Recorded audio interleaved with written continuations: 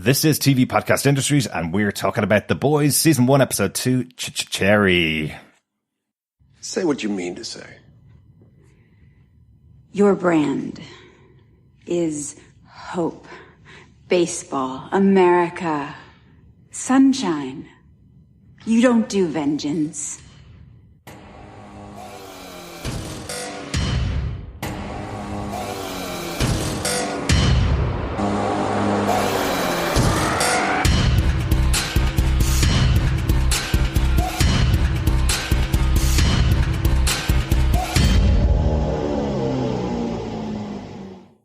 Welcome back to TV Podcast Industries. We're talking about The Boys, Season 1, Episode 2, Cherry. I'm one of your hosts, Derek. Hi there, boys and girls. I'm one of your other hosts, John. Bonjour, monsieur, mesdames. This is I, Christophe. Nice. Well done, Chris. Thank You got it, one French word in there as well. Yeah.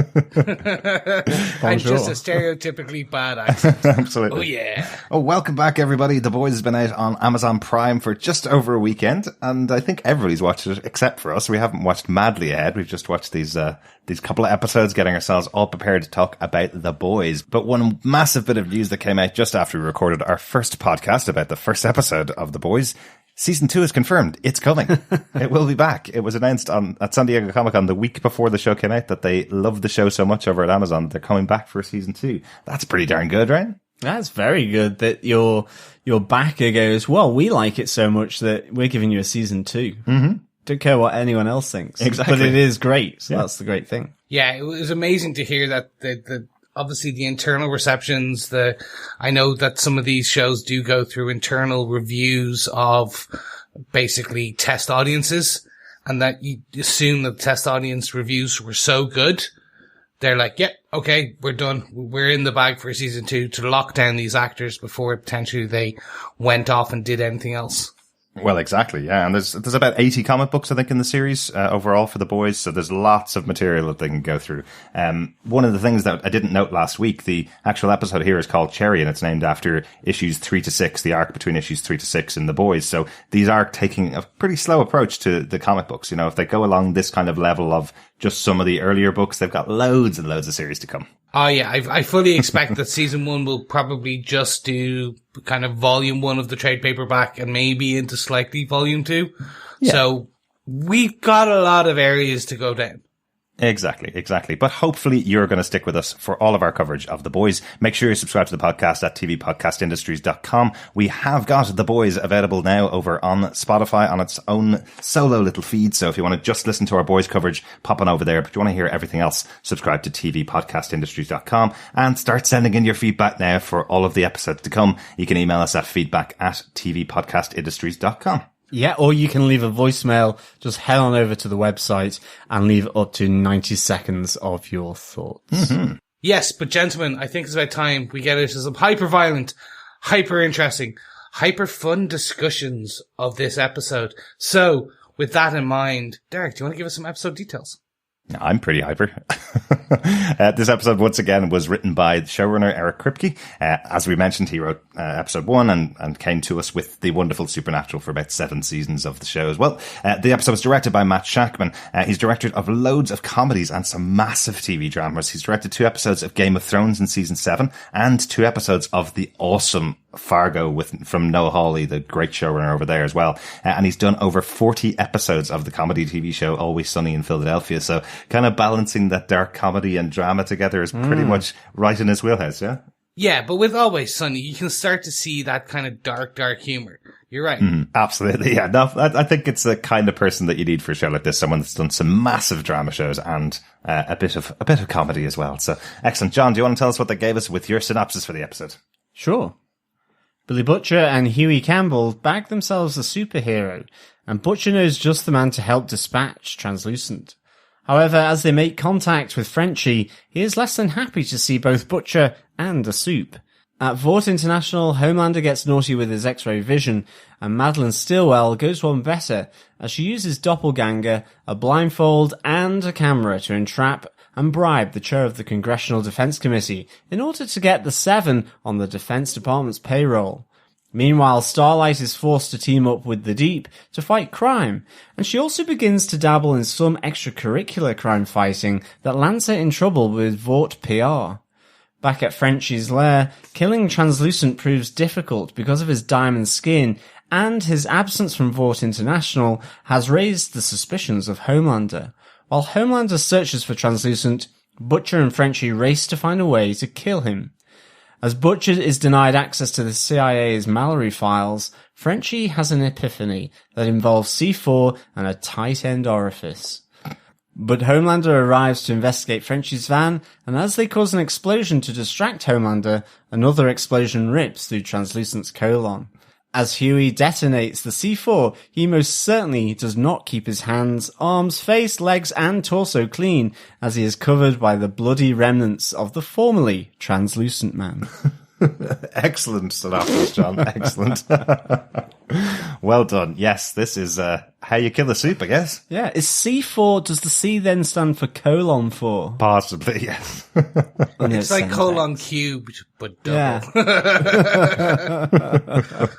Let's get on to our major points for the episode. If you weren't with us for the first episode, we have changed things up slightly on TV podcast industry for this show, for the boys. We're doing our 3 moments, our big moments that stood out to us. Our first moment is the boys moment, our protagonists.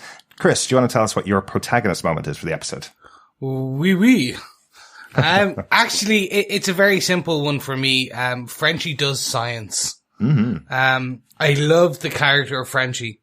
And later on in Chris's Corner, the podcast within a podcast, we're going to discuss who Frenchie is and how he differs in the comics of the TV show. But for me, this introduction to Frenchie, his overall manner, the accent, just everything about him. But more importantly, within one episode, within 59 minutes, they give you everything you need to know very clearly about this character. Mm-hmm. They show you, okay, so they give you a bit of background on who he was. They give you the understanding that, no, this is a man of science. He knows how to potentially kill Supes. And I'm straight away drawn to the great montage we get where he's building the bullet made out of the same carbon as Translucent. Mm-hmm. And it's just a really interesting, like, let's do science kind of moment, but with that kind of bald head, kind of steampunk look with the goggles, Mad Max styled, and a cigarette hanging from his lip. It's just so the boys for me. It's exactly how you envisioned kind of, the Frenchie to look and act and talk. And yeah, it's just embodiment is perfect.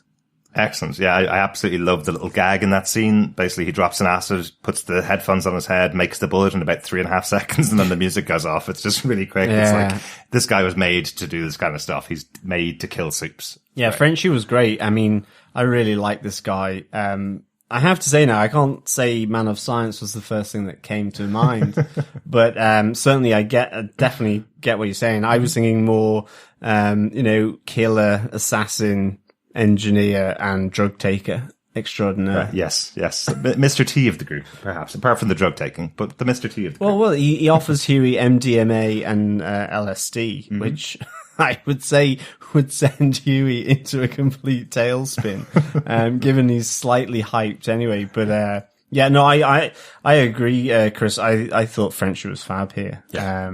I have to say. Yeah, so the actor who plays Frenchie is Tomer Kapon. He's Israeli. So when I heard that about him, I was like, oh no, his accent, it's like an Irishman trying to play an American kind of, sometimes it just doesn't work, or vice versa.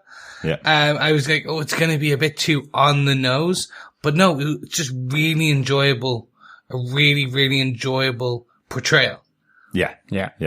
And I think that's all generally what matters. You're absolutely right. You know, the idea here that we've got Billy Butcher, who could be from any English speaking country in the world, but he's kind of a Brit. In the comic books, he is absolutely a guy that's from the UK. That's where he's from. There's no getting around it. He is an Englishman. Whereas here, we do have an oscillating accent coming from him. So I think Frenchie's isn't bad at all in comparison. Side by side, they're just people of the world that have travelled a lot, basically. Yeah. I think as well, the great thing is that Frenchie kind of seems to have the same reaction to Billy Butcher as seemingly everyone that encounters Billy Butcher does. Like with the CIA lady, the head of operations, she's kind of like, oh, Billy.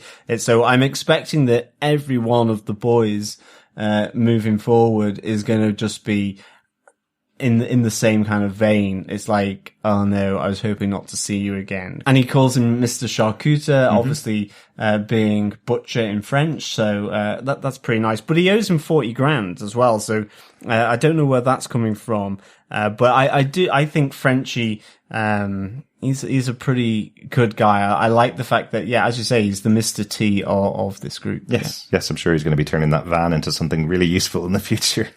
I think we do get an idea where that debt comes from, though, because at the end of the episode where they blow Frenchie's flat to take the attention of Homelander away, he says to him, put that on my tab. You know how expensive this thing is, put it on my tab. So it's possible that that's exactly the same situation that happened at the request of Billy Butcher in a previous mission that they had. So I kind of get that feeling.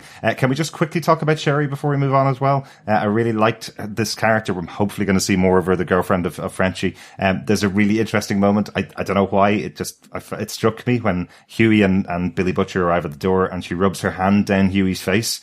There's this really weird moment as if she's just read his mind and knows everything about him before letting him in. It's just this moment where you're going, is she a superpowered person that can read minds? Is that what that little moment between the two of them was? Because she just has this little dirty smile on her face as she walks away. I don't know why, but I really enjoyed it. Nice to see these kind of little characters in there as well. Yeah, no, exactly. That's what we're always going to find with this series. It's kind of, remember Tom King's The Heroes? Mm-hmm.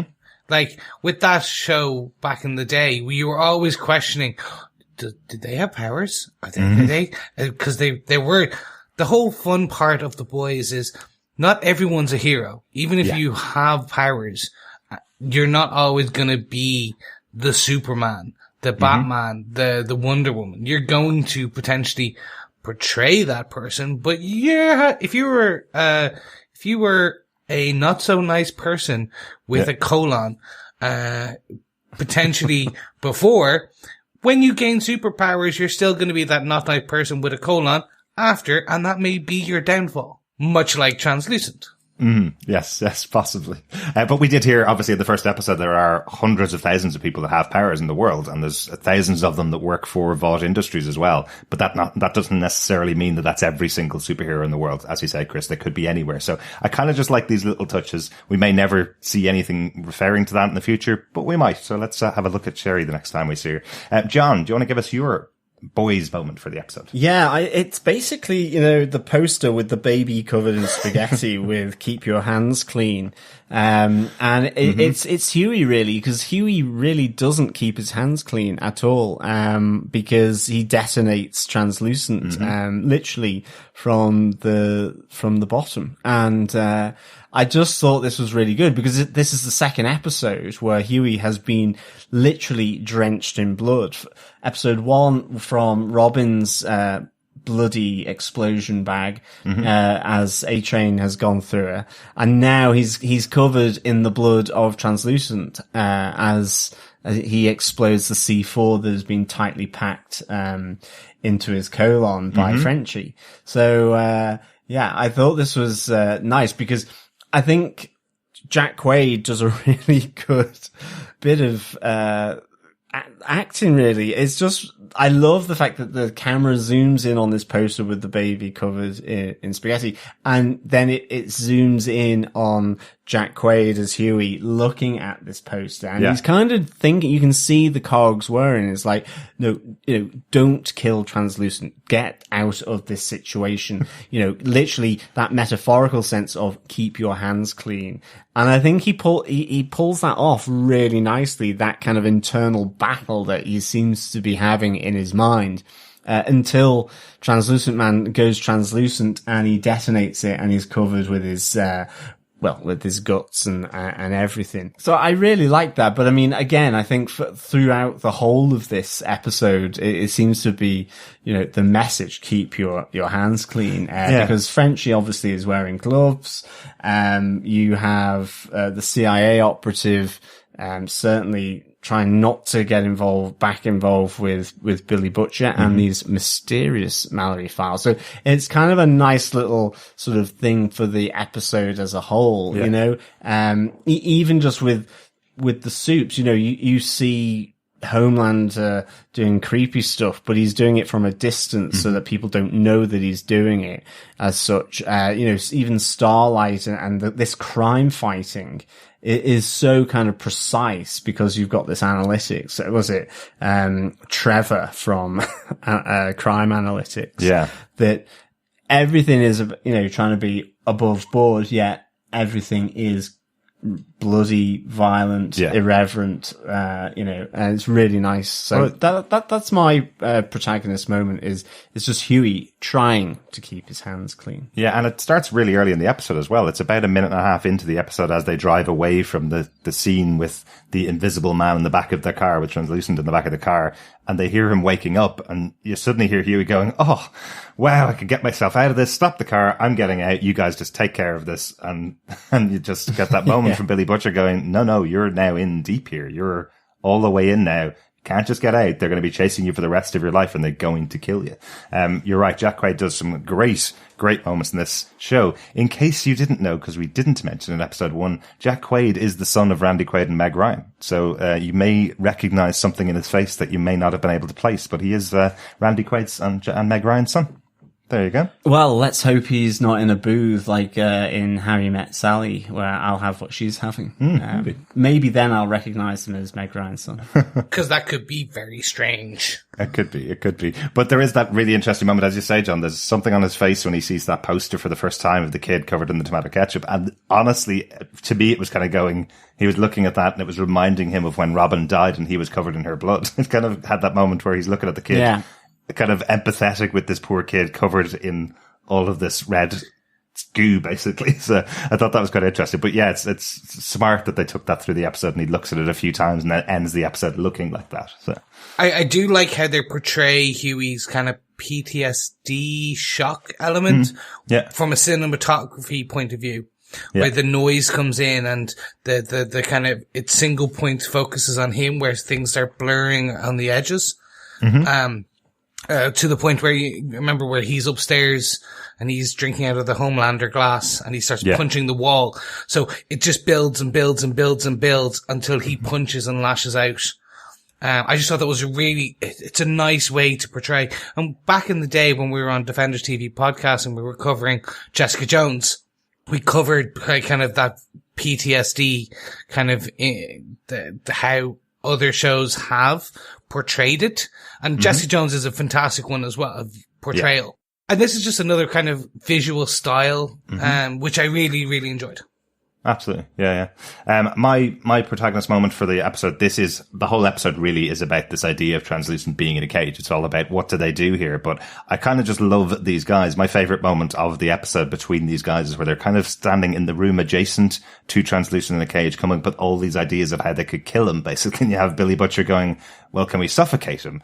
And they're going, no, we've tried that before. And Billy's going, maybe we could electrocute him. And they're saying they're using the highest possible level of electrocution right now just to knock him out for a few seconds.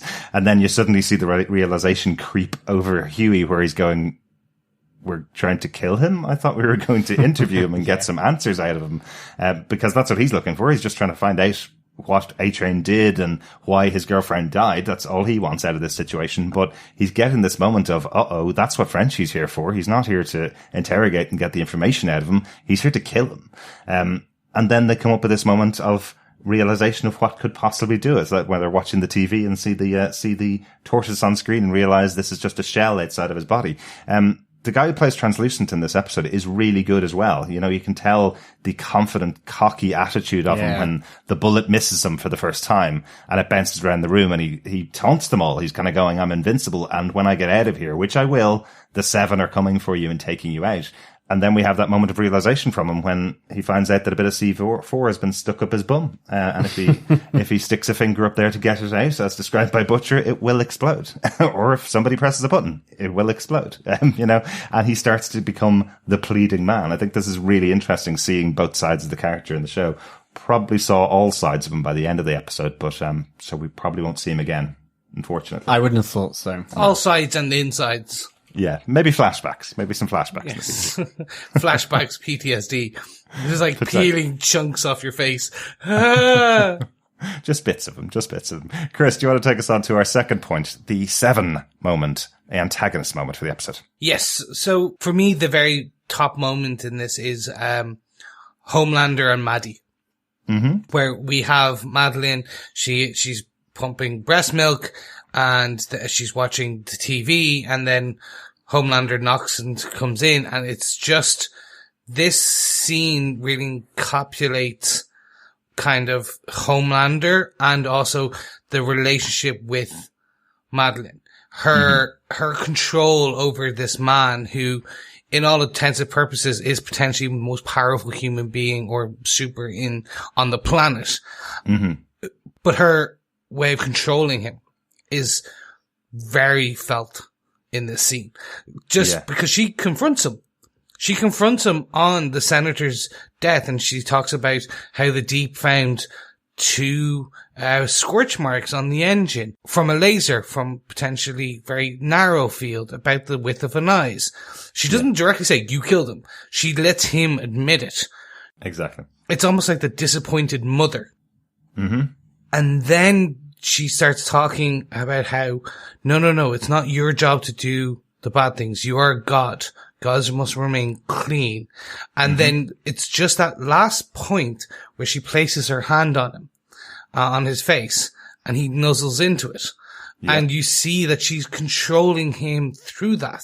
It's so interesting to see that this character, who is supposed to be the analog of Superman, the truth, justice, and the American way, was it baseball and apple pie, I think she says, in this.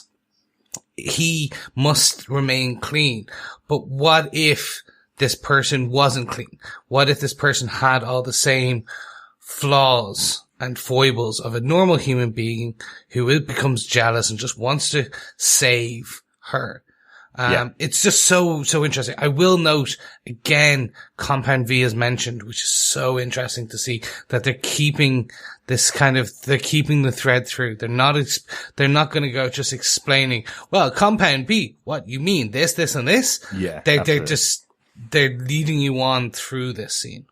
Absolutely. And we know it's something massively important because Homelander came down off his pedestal to kill this mayor just at the mere mention of the word. So, and the attempt to bribe Maddie for that. One little thing that really adds to the scene, I think, is the scene later on in the episode where you find out about Homelander's X-ray vision, where you realize that he was looking into Maddie's office through the wall while she was pumping breast milk and chose that moment to walk in. He could have waited 5 more seconds, but he chose that moment to walk in. It gives that extra creepy vibe to Homelander. Yeah, absolutely. I like the fact, she's there as well saying, everything about Vought. He's not only their highest grosser for income and revenue and all this kind of stuff, but you wonder, he's freaked out that this mayor of Baltimore knew about Compound V, and his mind is whirring, and whirring, going like, who else does? We have to protect this. Mm-hmm. So I thought that was really good. I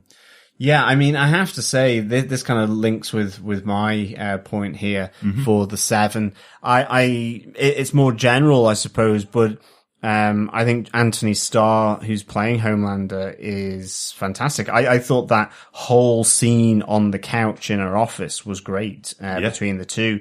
It felt uneasy and really tense and heightened between the two of them. Sexually from Homelander to Madalyn, but also it was like, I just don't quite know how Homelander's going to go, which side of the fence he's going to sort of fall. Is it violent or is it fine? And I think that really kind of comes out with his interactions in general, because I think with Madalyn, it was kind of really quite creepy, really awesomely creepy. But then you have that moment with the deep as well, where you really get a sense of his menace. It's really, really good. I think he does some quite nice side quips as well. So he does, he's pretty derogatory to the deep. Go Shamu in the blowhole once he's finished with his threat and he's realized he's got the upper hand again. You can sense that the deep is trying to undermine him, with Madalyn. But Homelander, I suppose, does see himself as the chair of this seven. But I really absolutely loved how smarmy, menacing, and sort of slightly unhinged and creepy Anthony Starr portrays this character. I think that even links in with the Vought sort of employee who's in the crime lab, sort of trying to find translucent. Yeah. And she's like, well, no, I can't give you this information. And he's just really menacing. He's not going to do anything, but you kind of think he can do. And even with Frenchie then, if that's just an ordinary member of the public, you've seen him smiling, taking the photos, being really sort of that Superman. But this is a little bit more, sort of aggressive, really. And I think he's playing it really nicely. I must say, I thought this was the one member of the seven I was going to go, I'm not going to like this because it's based around Superman. And to be honest, yes, I like Superman, but I don't follow him at all in the comics. And I just thought, oh no, but I think because he is exactly the opposite of Superman, I find him most intriguing. Mm-hmm. Yeah, definitely. So yeah, I mean, for me, it's a massive thumbs up for Homelander. Yeah, definitely. I have to say he does use that line, which is one of the most terrifying lines that anybody who works for the government can use, which is, well, if you have nothing to hide, then why not just show me? It may just be that I don't want to show you the inside of the back of my van when he's speaking to Frenchie effectively. Maybe it's that I don't want you seeing everything about my life just because I live in this country. That's the kind of attitude that should be coming across from everybody who has that question. Get a warrant or you can't see inside my house or my car. That's basically the deal. That's why we all have this. But Homelander has the ultimate trump card for that, which is basically he just opens his eyes and sees inside wherever he wants to anyway. He doesn't need any kind of approval from any kind of law enforcement. And if he wants to do whatever he wants to do, he can basically do it because he's powerful enough to do it. So there are very scary sides already coming out about Homelander. So yeah, I like it. Definitely. I think as well, I love the idea that it's thrown back to him from Madalyn actually, in that moment, Chris, where she goes, no, I'm going to protect you, because he's talking about protecting her. Yeah. And you just wonder why. And I'm just wondering, okay, is she pregnant with his kid or something, or what is it? Or he's just like sort of a surrogate father. He wants to protect her, from that sense. But I love the way she comes back, I'm going to protect you. And of course, it's not about violence and protecting him physically, but, like with our opening line, it's that, gods are pure and they need to stay that way. And he, unfortunately, doesn't always do that. It is almost, he is the fallen god. And is he becoming closer to the devil? Well, yeah. He's certainly the hidden fallen god, isn't he? So it's all being hidden behind this company. Definitely. Yeah, to reference my poor Bible quote there. My inaccurate Bible quote, I should say. Exactly. So my antagonist moment for the episode, I think that's your one done, really, and Chris, I think that's your one. Yeah. My one for the episode is just about Vought themselves, and it kind of ties in a little bit with how Maddie is dealing with Homelander, but it makes me ask a really big question so far. We're 2 episodes into the series, and it makes me feel that we have a Vought Industries here that seems to be creating the story, seems to be creating how they want the public to perceive all of these heroes. We know that about the Seven, that they're not beyond reproach, but we kind of hear over and over again throughout loads of the interactions in the episode that they're framing everything. You talked about Trevor from the research division, John. The crime analytics. Exactly. The guy that basically comes in and says that they've analysed everything. This is the crime that they need to go investigate tomorrow. Yeah? Yeah, exactly. So I don't think this is a Minority Report type of area. It feels to me like this is just a great opportunity to get the cameras out, get the toys on screen, because that's what these bad guys are transporting the drugs in, is the toys of Homelander. So it feels like the whole thing is a setup to show the public exactly how these superheroes interact, almost like a live action movie. I'm wondering, do they create the crimes as well? That's what it feels like. We have a lot of these moments throughout the episode that kind of stood out, really. Like that moment where we have the Starlight, after taking out the bad guys, you have the PR agent coming over to her and going, right, stand there and say, "This is lit," over the top of the bad guys. And you look at Starlight's face going, hang on a second, I now have a catchphrase that I have to use at the end of the fight, you know? They're in position 10, 15 minutes before anybody arrives. The cameras are there taking photographs of everything that's going on, you know? This is to be broadcast on the evening news and perfectly staged by PR department, you know?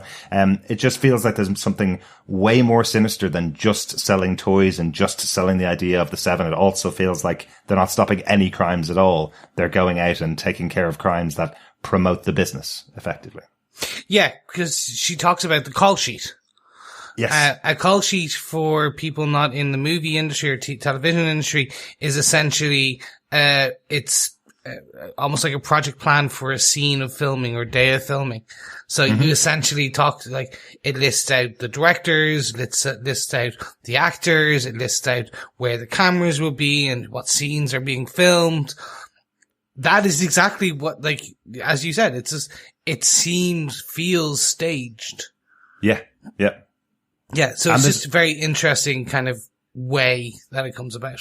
Yeah, and there's a lot of staged moments in the episode as well. You know, we know as well that Deep has found out that Homelander is the one that killed the mayor in Baltimore, but they've admitted those details going public. They've said it was a plane crash, and they're not going to release those details because it could cause damage to the brand of Homelander.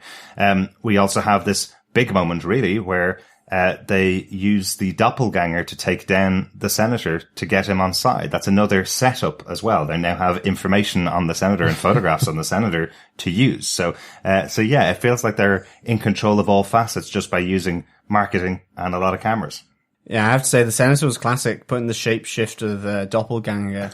And I have to say, when the story was being retold to him by Madalyn and he was like, you know, trying to defend himself, and then Madalyn turned into that same bloke who had been riding the senator. It was like, is Madalyn a shapeshifter? I was like, oh my goodness, what a revelation. And then she walks in and goes, right, Doppelganger, out you go. So I thought that was a nice little moment actually for me. But yeah, the senator stuff was pretty interesting.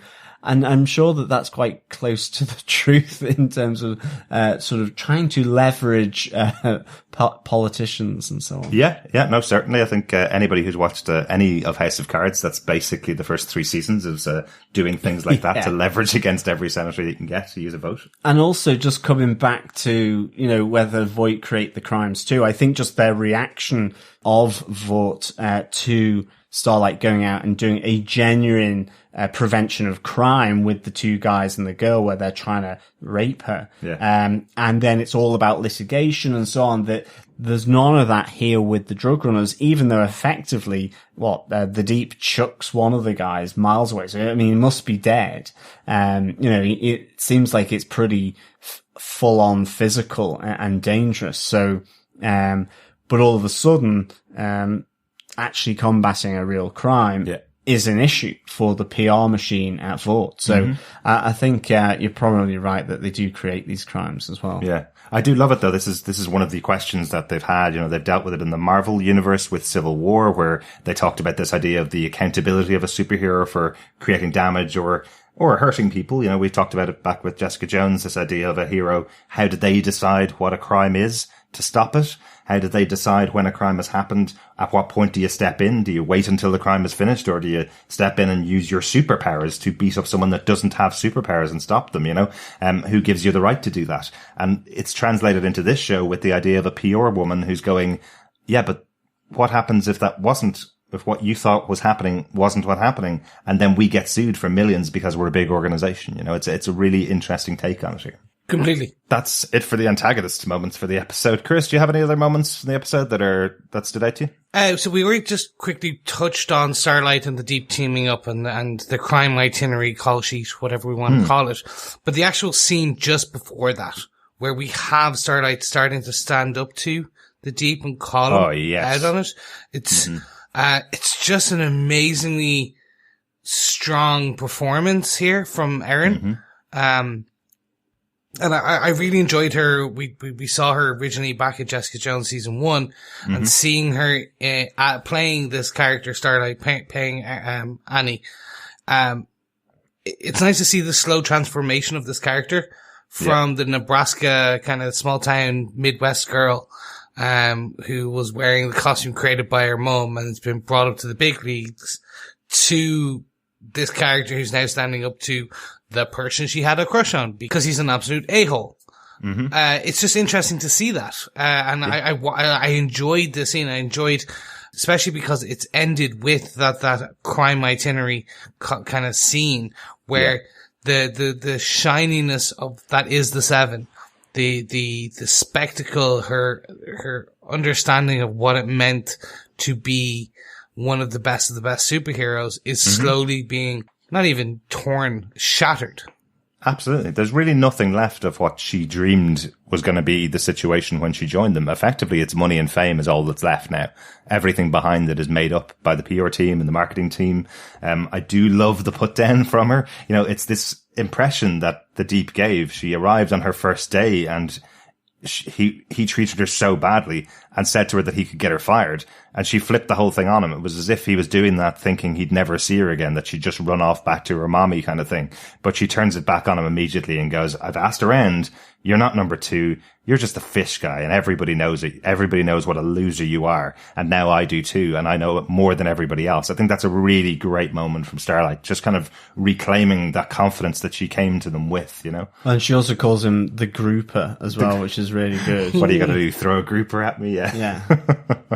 Yeah. He doesn't have a good episode this time. And I'm delighted, as I said last episode. I think I love the actor and the actor's really good, but I really don't want to see this guy getting anything other than getting kicked while he's down from now on. He does have a great moment, in fact a couple of them though, where he goes, oh, we're down at the docks, trouble at the docks. Oh, I'm always being asked for aquatic crime fighting. Yep. Trouble at the river, trouble at the lake, trouble at the canal, trouble at the jetty.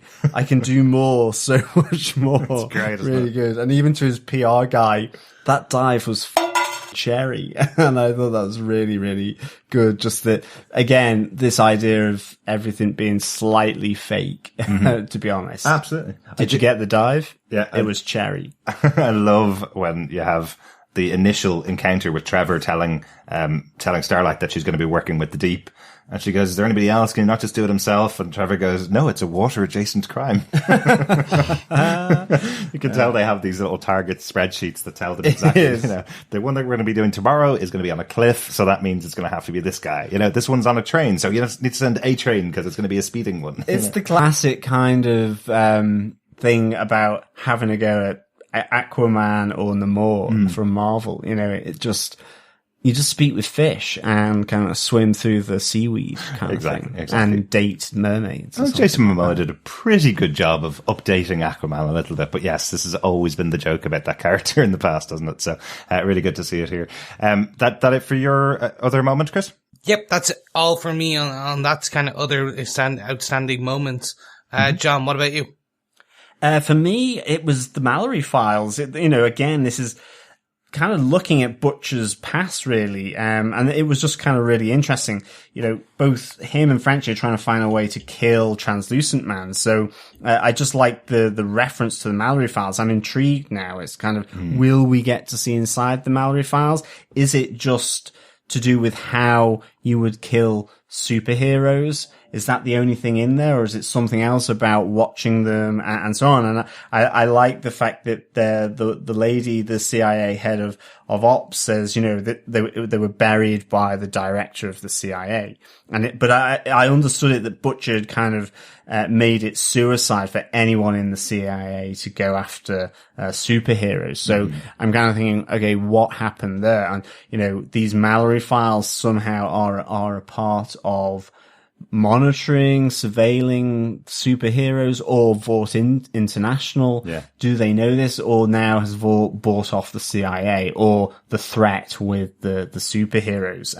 Hence why she says it's suicide to go after them. So this to me is this the kind of the center of all of this? The reason why of everyone remaining, Butcher is the one who's so dedicated to go after the Supes, to be honest. Yeah. So I hope we get to see inside the Mallory files to some extent. Yeah. I kind of really do, but I like the palpable dread that she has, because it's like, if anyone even sees that these have been opened or taken or whatever, then effectively she's dead. Yeah. So, exactly. That was, kind of pretty, full on moment, in this, simply just around trying to, get some information on how to kill Translucent. Yeah. But in the end, it was a David Attenborough, nature documentary. Exactly. Yes. Turtles. That's all that was needed. Yeah, like it is that kind of crazy thing. We talked about it earlier on with Homelander. He's such a powerful superhero, and there are other people and the entirety of Vought Industries out there stopping people going after or finding out too much about the Supes. So you kind of imagine that the CIA have that problem. If they're not fighting the Supes anymore and they have to work alongside them, does that mean they also have to keep their thoughts in check and their conversations in check and all of their notes in check so that the Vought don't think that they're doing it, because that could have them killed in a day? But this is now the two kind of sort of mysterious elements here are Mallory files and Compound V. Mm-hmm. Is Compound V the thing that you control the superheroes rather than what forms them? Like, I don't know.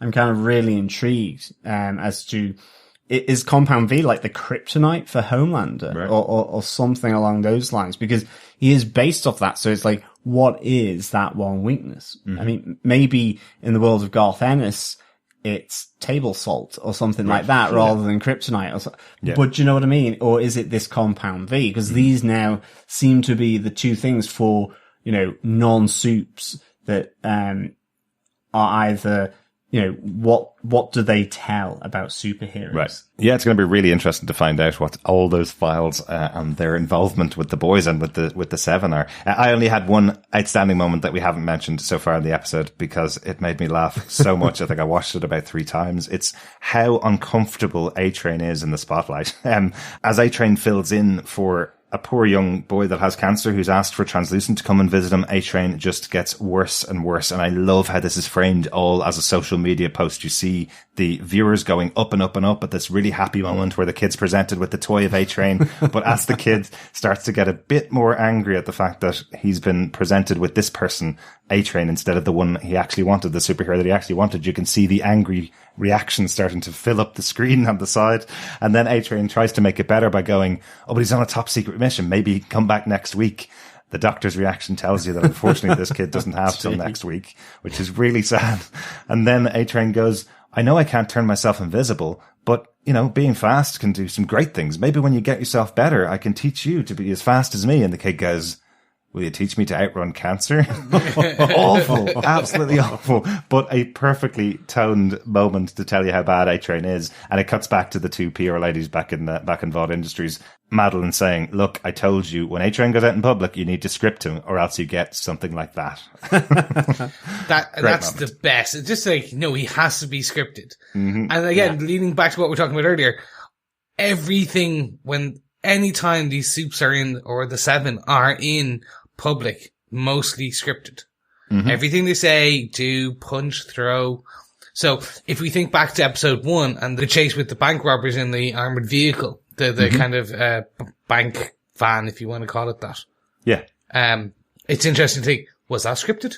Absolutely. Yeah. I think I even mentioned at the time, and without even knowing it, I realized that they had built into their time after the chase to take selfies with everybody around. They gave their time back to the public afterwards, I think that's really cool. Yeah. No, definitely. That's it for all of our moments for the episode. Any other notes, any other things that you guys want to talk about, Chris? So for me, it really is, for everyone at home, please check out the X-ray notes in the Amazon Prime Video players. Mm-hmm. So when you pause it on your TV or on your smart device, typically there's in the right-hand corner or below, you'll get this thing called X-ray. Mm-hmm. And it basically gives you some amazing Easter eggs. It really does. It kind of zooms in and tells you things about the direction, the props, just interesting trivia. So for me, it's quite fun to get to know more about it. Like what we said about, the cherry title for this episode is the name of the short arc between issues 3 and 6 in the comic books. Like that was kind of put out there, and it's just fun. It also then lists the name of the actors. So for me, my notes are read the X-ray notes. Not telling you to do homework, and I'm not like, I'm happy to sit here and just read them out for everyone, but I think you'll enjoy it because you can pause it and watch that scene with a bit more appreciation. Absolutely. It's so much fun. We've only had Amazon Prime for a while now, not for that many shows that we've watched on there, but it answers that question so often. You know that moment when you're sitting on the couch going, oh, I recognize that guy. What's he from? And you have to go onto IMDb and you have to search up the show and that kind of stuff. You can just push up on Amazon Prime and it gives you the list of everybody in the scene and what they've done before, or what they're most notable for. I think it's such a great feature. One of the things, actually, interestingly, you mentioned that armored car scene from episode 1. One of the things they described on the X-rays, just to give you an impression of what it's like, that scene where Queen Maeve stands in front of the armored vehicle and it snaps around her, that was filmed by running a truck into a pole and digitally removing the pole and then just adding her in a green screen moment. So they actually crashed a truck at high speed into a pole to get that damage. That's awesome. Yeah, I love that's that kind cool. of making of stuff, you know? God bless Jeff Bezos money. Yeah, absolutely. I mean, that's proper Christopher Nolan doing it for real. Yeah, yeah, because they could have done it all CGI. Yeah, exactly. Really cool stuff. Yeah, definitely check the X-ray stuff out. Anything else you want to talk about, John? Well, speaking of Christopher Nolan, I think it's on to Chris's Corner. Chris's Corner. Oh, yeah. This is the podcast within a podcast where I'm going to give you some nerdy notes, specifically about how the comics to the screen moments happened. One of the things I want to talk about, I'm going to talk about two things here. I'm going to talk about Deputy Director Rayner, and I'm going to talk about the Frenchman or Frenchie in the TV show. So first on, Deputy Director Rayner. It's interesting to see, and I'm going to bring her in now because in the comic books, she's there from the first issue. So it's interesting they're only introducing her now. She's a pivotal character, especially what we talked about, the Mallory files. She is the owner of that. And in, the comic books, Rayner is Billy's contact. She's a director of, the CIA, and on paper, his boss. In the show so far, it's been alluded to that he may have government backing, he may not. He's like, I was an FBI. He talked about in episode 1 about being FBI, CIA, police. Yeah. We're not sure how that relationship or what affiliation he has so far in the TV show, but in the comic books, he is contracted by the CIA. And it's very interesting. In the scene, they imply, not too subtly, that the two have had a sexual relationship. Even though she's married, and I think we get a picture of a kid in that as well. Yeah, we have Andrew and the kids wouldn't be very happy to have me here with this kind of the line. Exactly. Yeah. In the comic books, it's not implied. It's shown in the scene. The panels are getting quite interesting, and it's very funny. So I don't know where they'll go with this, but Rayner plays a significant part throughout the first kind of volume and into the second volume. So really just see, very pivotal. So I want to see what they do with her. I think they may play some trickery and not use her too much in this, but it'd be interesting to see. Yeah, no, definitely interesting. I think in the show, Billy Butcher describes himself as being in enforcement, which you can easily take with the simple meaning that he does work for police officers or FBI or CIA or something like that. Yeah. Or he just enforces his will on other people, which he seems to do quite a lot with his fists and with violence. You know, I'm in enforcement means, you know, I could be just punching people. He's freelance. He's kind of part of non-official CIA activities. Yeah. But he seems to have a history anyway with Director Rayner as well. So we'll see how that plays out in the show. Yeah. So now let's talk about my favorite Frenchman. The Frenchman. or as they're calling it in the TV show, Frenchie. So in the comic books, he's called the Frenchman. Specifically, mostly called the Frenchman. The one or two kind of speech bubble, they call him Frenchie and shorten it down, but it's usually the Frenchman when they're referring to him. He's pretty spot on in this, like the representation of the character in the show. As we've already talked about, when he talks about Billy, he goes Monsieur Charduter, which is the butcher bit. That comes directly from the comic books.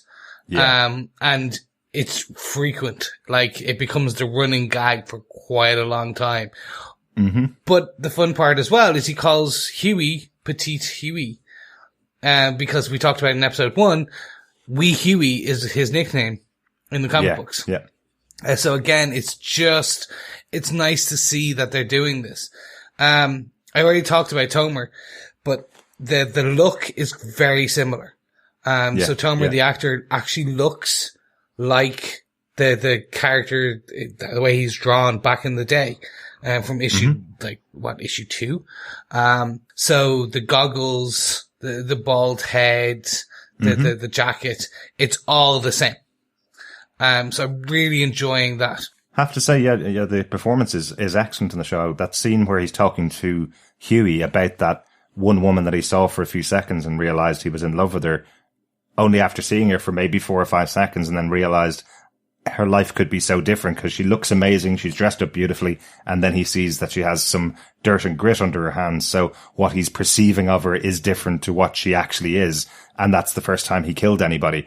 It's such a really fantastic performance from this actor in this scene that he has you wondering where he's going with the story until you hear that he's actually talking about murder and that he remembers every single person that he's murdered in his past. He's not in love with them. He's remembering every detail of every person he's murdered in his past. It's a really interesting way of dealing with that question from Hughie. Yeah, but I like the way he puts it. He goes, I carry all the kills like scars. Yeah, so they changed his background a good bit. So in the comic books, the Frenchman is ex-French Foreign Legion. So essentially that's how him and Butcher had worked together. The two kind of forces had joined up, the CIA and the French Foreign Legion, and that's how they made that team to begin. And he had just come back from patrol or kind of assignment with the French Foreign Legion and came back. He's also a hell of a lot more crazy. Like he's certifiable to a degree in the comic books. They seem to have kind of changed that a fair amount. They made him a bit more lucid, if you want to call it that. Right. But they've also made him a gun runner and smuggler and thing like that. Yeah. To give him a bit more access, I'm assuming. Yeah. Interesting. But over that, like they're very similar in the portrayal. But the one thing is Sherry is, it seems to be a new addition to a degree. Right. So there's that difference. So we'll see how that all kind of plays out. Maybe. Yeah, absolutely. Maybe our cherry will become a cherry pie. Or cherry bomb. Maybe really like Sherry. I actually was wondering whether that was her name, because Sherry just means love in French. So I was wondering if he was just calling her my love, basically, rather than actually her name. So I don't know whether she is called Sherry. It's not part of the episode much. So we'll hopefully see her back. She did escape that final explosion at the end, which was awesome. I really love the idea of calling up someone who's sitting at home about to sit down to watch TV and just telling her, right, you got to burn on. You've got 3 minutes to get out of your house, and all your stuff's going to be gone again for the second time in your history together. I think that's really interesting. Thanks so much for that, Chris. Really good to have Chris's Corner again in this episode. Yeah. Let's get on to our final thoughts on the episode. John, overall, would you give a rating to this episode? What would your rating be? I would. I really enjoyed this episode. I think it's really continuing with this kind of irreverence, kind of, slightly counter DC and Marvel, and I'm really liking it. It's a nice freshness to it. I would give this 4.5 explosive suppositories out of 5.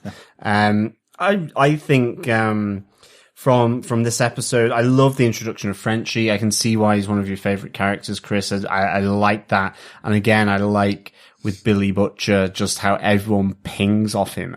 You really get the sense that he's not liked a great deal. Yeah. People will work with him.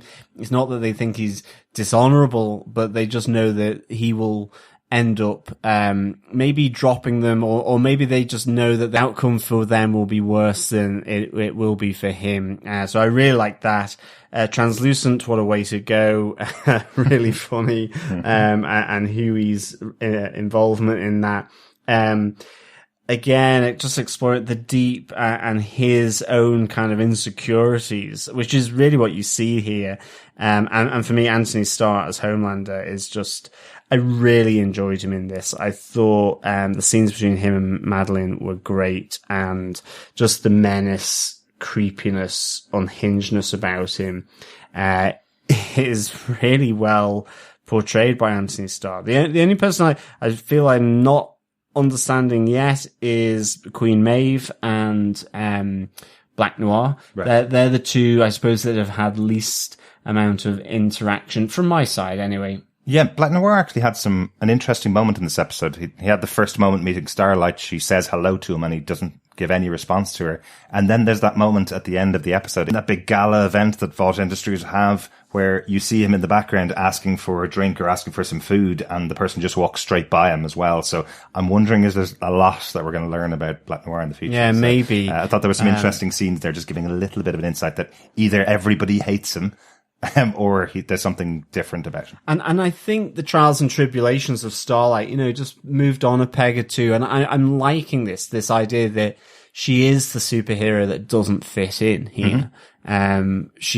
She doesn't have the ego, or at least not yet. And, I find that fascinating, how they're doing that. So, and coupled with the intrigues of Compound V, Mallory Files, and all of this stuff, then, and the true kind of objective of Vought Industries, it's really, really good. So, yep, absolutely love this episode. Excellent. Chris, overall, what do you think of the episode? Yeah, I loved it. This really is a faithful adaptation, I think, is the best way. It's not scene for scene. They're changing certain things. We've talked about some of these changes in this episode and the last, but the premise is there. I think Garth Ennis would be happy. I'd say he is happy with this take on it. Especially for the amount of money he probably got for the rights. Probably. But beyond that, Seth Rogen, it's the same for me as Preacher. Preacher, the adaptation of the Preacher was well done. It took what was the main essence of the comic book. It took most of the same threads and then moved them through and adapted them slightly for the years since it's come out.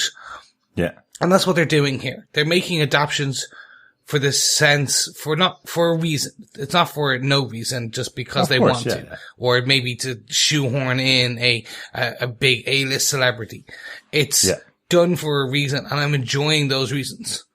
Yeah, absolutely. And as we've always said, a comic book is a particular medium. A TV show is a completely different medium, So, you have to make changes. You have to adapt, your product for the actual medium that you're using. So, yeah. So overall, really enjoying where we are for the last, so far in 2 hours. Interesting to see the remaining 6. But that was my thoughts. What about you, Derek? How do you feel about it? I think we've talked a lot about this episode. Really enjoyed it. Another great episode. Really good fun. Some really shocking moments once again. I love Starlight in this episode, finally getting her own back on the deep. I think we didn't really talk about it a huge amount last episode, probably because it was the most shocking moment in the episode. But having that moment where Starlight lights up her eyes and says to him, if you ever touch me again, I'm going to burn your eyes out. She's taken her power back now. So, delighted to have that in this episode. Delighted to have some fun moments getting the introduction of Frenchie and, the, exit, I guess, of Translucent, in this episode as well. The explosive exit. Absolutely. Really good. Really looking forward to seeing lots more of this show. So another 6 episodes to go and a season 2 confirmed. So that's always awesome. Yes. on to our first Frenchies letters section, our feedback section for the boys. First up, Derek Whitfield says on Facebook, wow, I am so happy you guys decided to cover this show. I probably would never have bothered to check it out without you hyping it up. The show has been better than advertised thus far. Homelander, WTF. Derek, I am so glad you're joining us for the boys. I know it's one of those shows that could have just passed under the radar. Like a lot of things that come on to all of these streaming services. There's so many shows out there, really. I'm so glad that you've joined us over from Defenders TV podcast and all the other shows that we've done. And I hope you like this. I really do, because it's been a lot of fun watching. Yeah, thanks, Derek. And definitely, Homelander is messed up in the extreme. But I have to say I'm really enjoying the character. And the actor who plays the character, just done to perfect psychotic tendencies, I think. Yes, thank you, Derek. What I will say is Homelander, FTW. For the win. Okay. That's how old I am. It took me a second to work out the other way. I'm down with the kids. I know the acronyms. Nice. I'm hip to the bop. That's why we got you, buddy. Next up, Bob Phillips wrote, well, I would never have seen this without you. And what a show. Hilariously gore-filled, violently overturning every superhero myth, and such a good take on capitalism, power, sexual harassment, and the challenge of honesty. The way the characters were drawn with slight lines and phrase was gorgeous, delightful, and I'm very much looking forward to watching. More specifically about episode 2, Bob says, it's so very, very dark and disturbing. Excellent stuff. I very much enjoyed the introduction of the Artist of Destruction with his inventively malevolent ways, the slow uncovering of Homelander's creepy obsession, and someone who isn't being manipulated by Butcher, well, anymore. For Chris's Corner, is there a backstory to Frenchie's first kill we should know about? I've had a streaming video service moment at the end of both of these episodes, but sticking weekly at the moment. Thank you, Bob. Yes, it's good to go weekly, to reignite the old Star Trek Next Generation vibe of, well, actually that's 2 years later than it was originally broadcast in the US. But, we used to have to do that, didn't we? Yeah, the era of X-Files, Star Trek The Next Generation, and Dallas, I suppose, providing those weekly moments for everyone. But I remember going to my first Star Trek convention in Dublin about a year after Star Trek Deep Space Nine had appeared in the US. I had to go to a convention to see the first episode of the show because there was nowhere you could see it. There was no such thing as the internet at the time to watch this stuff. And I had to go to a convention full of Star Trek people to see that episode for the first time. And it still was about another 5 months after that before it came on air. So, yes. So going weekly with us isn't as bad as that if you remember those days. But I do feel like with Dr. Bob, we've ruined his entire year of binge watching because we keep coming up with shows that he wants to see and making him sit back and wait for us to catch up with him or him to catch up with us. So really sorry, Bob. Hope you've been enjoying it because it sounds like you may not have watched it without us. So we might have corrupted your brain a little bit further. Chris, do you want to answer his little question about Frenchie's first kill? Can we have a mini Chris's Corner? Bit like a Muller yogurt, yes. Soft and fruity. Yes. Welcome to Petite Chris's Corner. In the vein of the Frenchman, I will be talking about Frenchie's first kill. So this has come up and we are expecting it to be pretty different from the show, from what was told in the comic books. So I'm going to give a bit of a backstory here. In issue 37, and spoilers warnings, if you want to read the comic books and not know about it, skip the next 3 minutes of this podcast. But otherwise, welcome. In issue 37, we do get a supposed origin story for Frenchie and who he is and who his first kill was. Specifically, he returned home from military service after being in the French Foreign Legion, and he finds out that his fiancée and girlfriend of the time has now hooked up with his childhood rival, Pierre. And because he'd just been in the French Foreign Legion, he's renounced his violent ways and he's become a pacifist. So things develop, it gets quite worse, and actually Frenchie's father challenges Pierre to a jousting contest. And in this jousting contest, it is two men on two bicycles with French baguettes, which are those long pieces of bread, and they cycle towards each other. and try and hit each other off. Unfortunately, Pierre cheats and throws a croissant at Frenchie's dad, flipping the bike and killing him. Right. This is when Frenchie goes a bit crazy and actually kills Pierre. And from then on starts kind of drifting and becoming this wandering, crazy Frenchman who actually is just renounced his pacifist ways and is just looking for a good time and fighting and going a bit crazy. Right. To the point where he ends up in a bar where he fights a load of Americans and becomes friends and is seen in action by Billy, the Mr. Chartres. I can't even pronounce it. Charcuterie. Mr. Charcuterie. And basically he recruits him. So we have no idea in the comic books whether that's actually true or not. But what we do find is that is the potentially first kill and origin story of Frenchie. So I'm reading your notes here, Chris, and I see nowhere where Frenchie throws garlic at anybody at all to kill them. Because I'm not sure if this origin story is true at all, because they've used every other stereotype of French people that English people could possibly have in this story. So I'm presuming that it is a delusion, right? Absolutely. There's not a sniff of garlic snails or frog's legs. Yeah, absolutely. This can't be true at all. It has to be a drug-induced vision that Frenchie must have had and told people that this is how he started. But I just love the stale croissant and jousting with French baguettes. Yeah. Like death by stale croissant. It just, in fairness, it's we've a all fantastic one. done a sword fight, a pretend sword fight with a baguette in France. Because, I mean, you know, baguettes are lovely, but they are like crispy, crunchy outside. So they can certainly wield lightsaber type effects, I think. Well, especially yes. on the gums. Yes, but don't play with your food, Harrison. There are starving people in the world. I still ate the sword.